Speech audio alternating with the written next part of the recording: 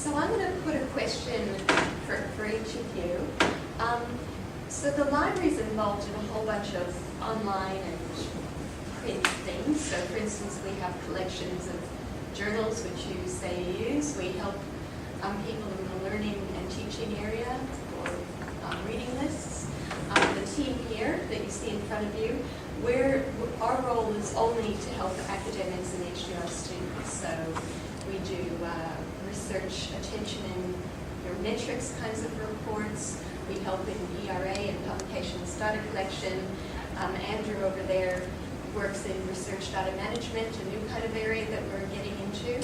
So if you just reflect on that, if you could say the 3 most important things that the library could do to help you, just quick it off the cuff. Number 1, teach research students how to write. No, I mean seriously, that's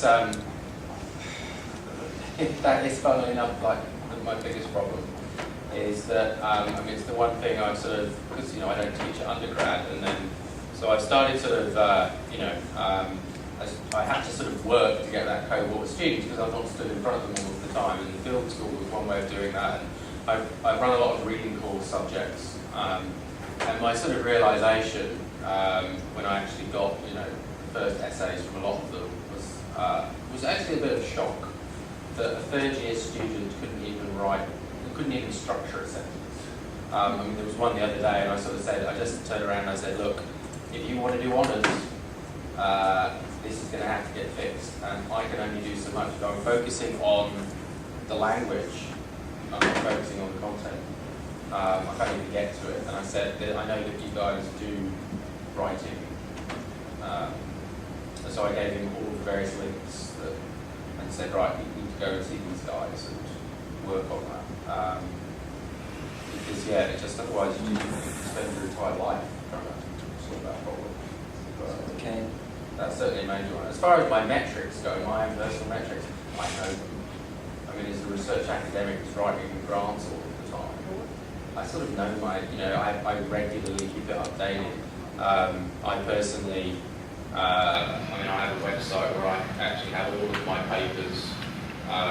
It's got a password on it, but if anyone wants the password, they can get it and download my PDFs.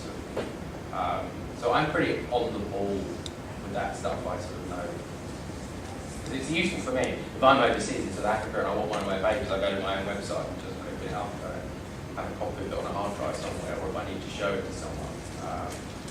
Certainly we've had discussions about data management. That's a big thing because one of the legacies of being a research-only academic for many years, moving between different institutions and different departments, is I have 20 years of data scattered on hard drives everywhere. That I could probably sit down and spend an entire year uploading that to my research server, and then probably another year trying to sort it out into a meaningful thing, because you're overseas in South Africa, back up your data. Back up that data, you back up your data again. You move, you're in China, you do that, you back up your data, you come back, you back it up to here. You've got this, I've changed the computer, I'm on a different computer now, that gets backed up, this gets backed up, I moved institutions.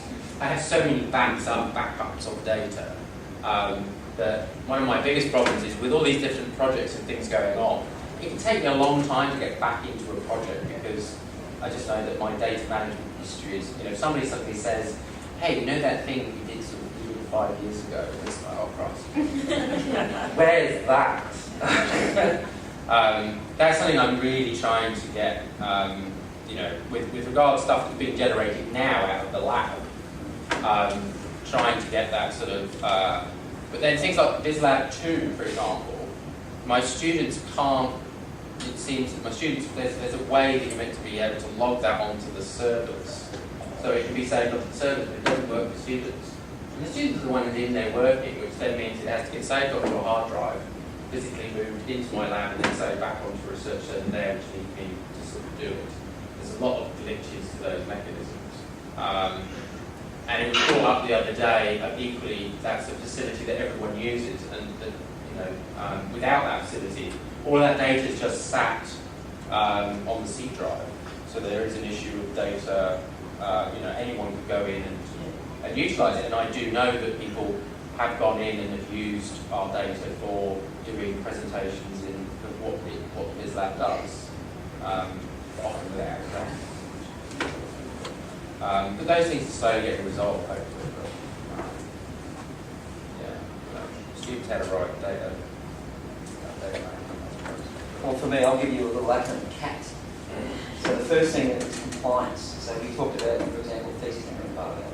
You can help us with compliance with those issues because we're very busy and it's often difficult for us. And obviously the industry engagement team, commercialisation team can do that as well.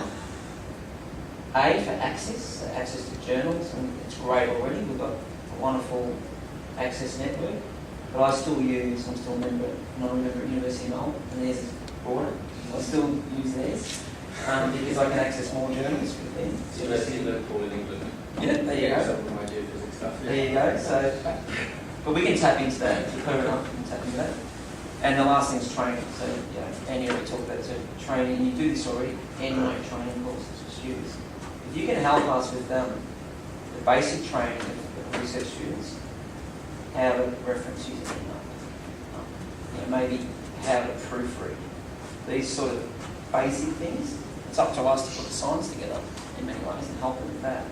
But if you can help with formatting and that training aspect, to me, CAT, the three things are the priorities for really the workflow with the library. Thank you very much. And at the risk of adding something else to your Outlook calendar, Andrew is going to contact you, Andy, or maybe Charlie will, about your research data, or maybe Clayton. So just expect your Outlook calendar next year to have another appointment. Sure. And, No worries. and Matt, I'm going to get you to talk to Arlene about things that you need that we don't have. So Arlene's going to stick something in your Outlook calendar. Arlene also. So that one of journal access is a sort of funny one because mostly I come up against it because again I'm in an arts faculty and I'm doing archaeology, but I